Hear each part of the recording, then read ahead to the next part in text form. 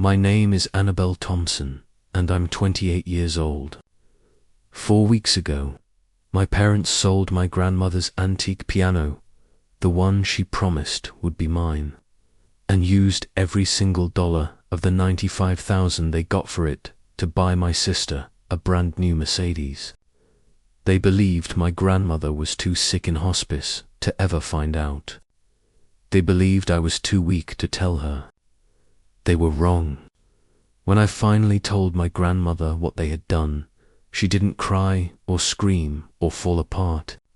She simply reached for her phone, dialed one number, and spoke 7 words that quietly destroyed everything my parents thought they owned.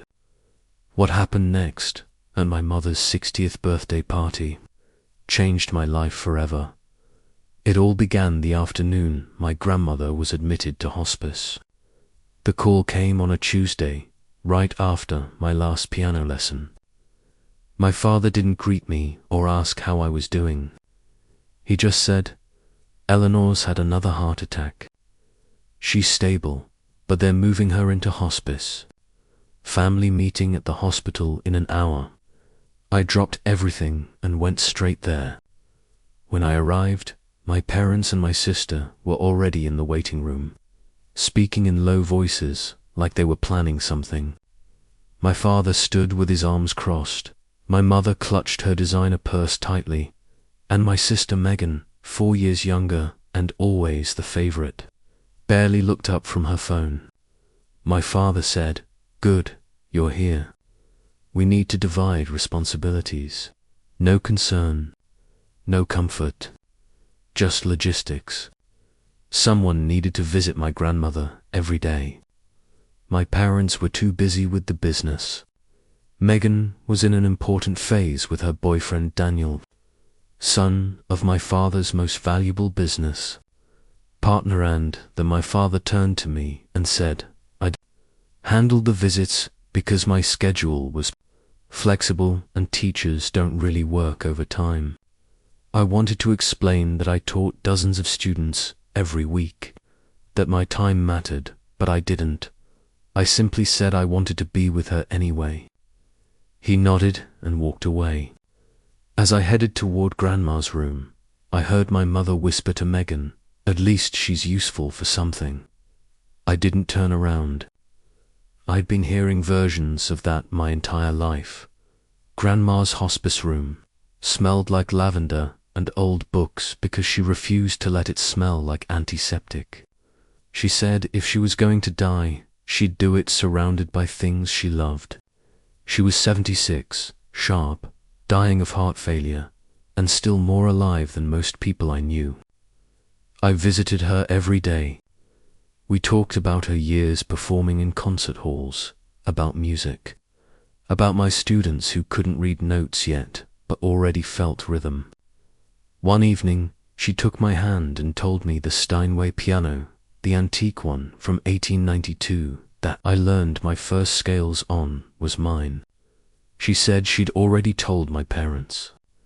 I remembered that moment clearly. My father tightening his jaw, my mother exchanging a look with Megan, my sister rolling her eyes like it meant nothing. Grandma told me to promise I'd take care of it. I did. She smiled and said some people need to learn that not everything can be bought. 2 weeks later, she asked me to bring old photographs from her house.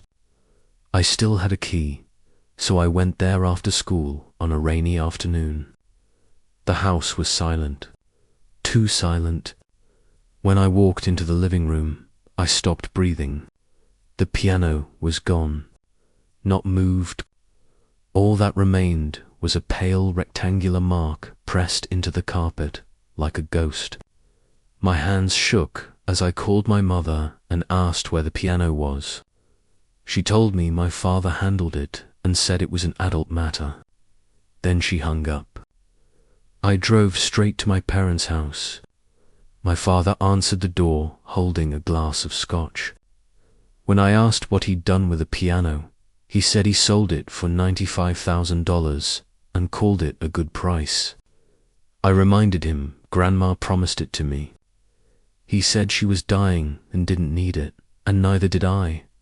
Megan appeared jingling keys and announced she had a new car. A Mercedes, bought with the piano money. My mother said Megan needed to make the right impression on Daniel's family. I asked if Grandma knew. The room went silent. My mother said Grandma was on morphine and didn't need upsetting news. Then she stepped closer and told me that if I told Grandma and something happened, it would be my fault, that I'd be responsible for killing her. Something inside me finally broke. I said Grandma had a right to know and walked out. That night, I didn't sleep. I sat in my small apartment staring at a photograph of Grandma at her final concert. Hands hovering above the keys of the piano they sold like it meant nothing. I replayed my mother's words again and again. If something happens, it's on you. Then I remembered something Grandma taught me years ago. Truth hurts quickly, lies hurt longer and deeper. By 3 a.m, I knew I couldn't stay silent. Silence wouldn't protect Grandma. It would protect my parents. The next morning, I went to hospice and told her everything. The sale, the money, the car, the lies. I expected tears.